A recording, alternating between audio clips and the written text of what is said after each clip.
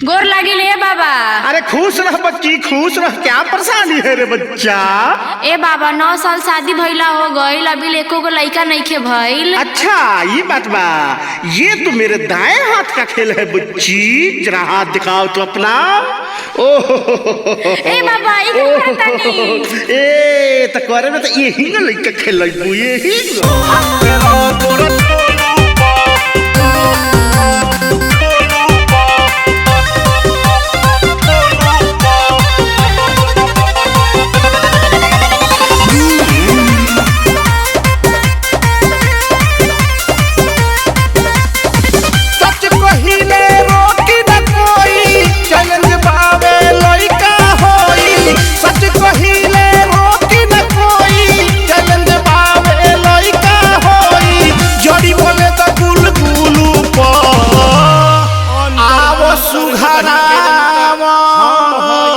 मुंड बनावा।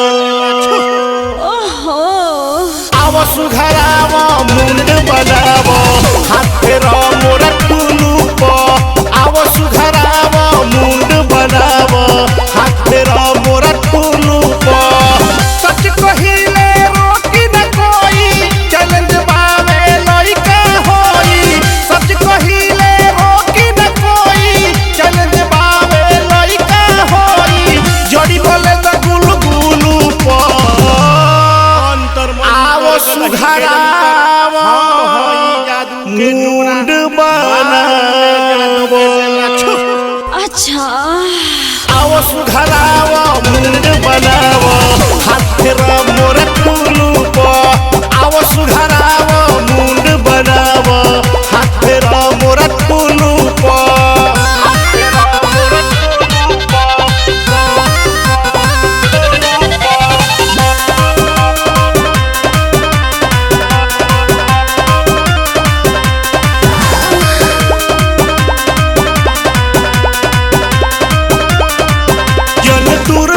हट तनी और लगे सट, जनी दूर गोरी हट तनी और लगे सट। संगे से जी अपडट गोरिया हो लगावे बने तनी छुए त दे, भीतर जाए तो सने गोरिया।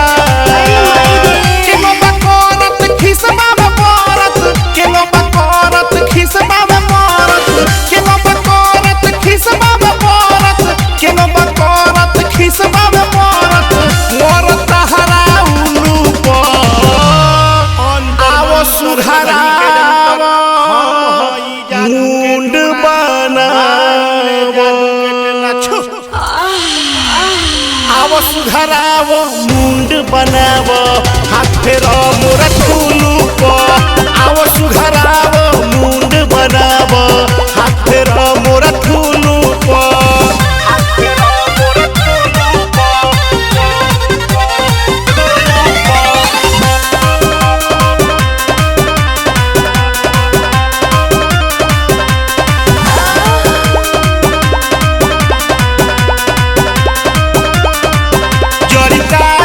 खइबू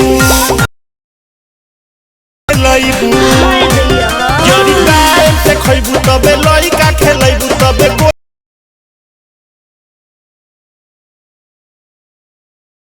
कोना देखावो तीर कोना गोरिया। 11 दिनवा आई मोर डेरा, जबले ना मोर खइबू केरा।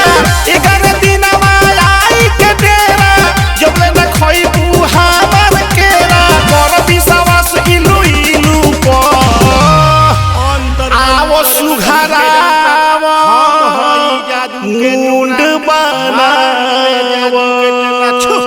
अच्छा आवो सुघरावा मुंड बनावा, हाथ फेरा मोरा टुलू पा।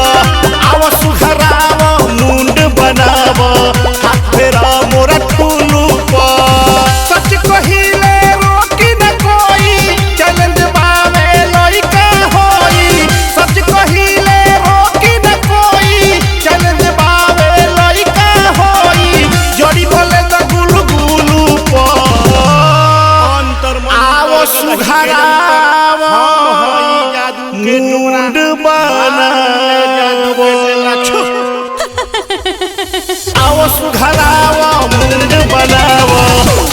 फेर मोरा टुलू प आव सुघराव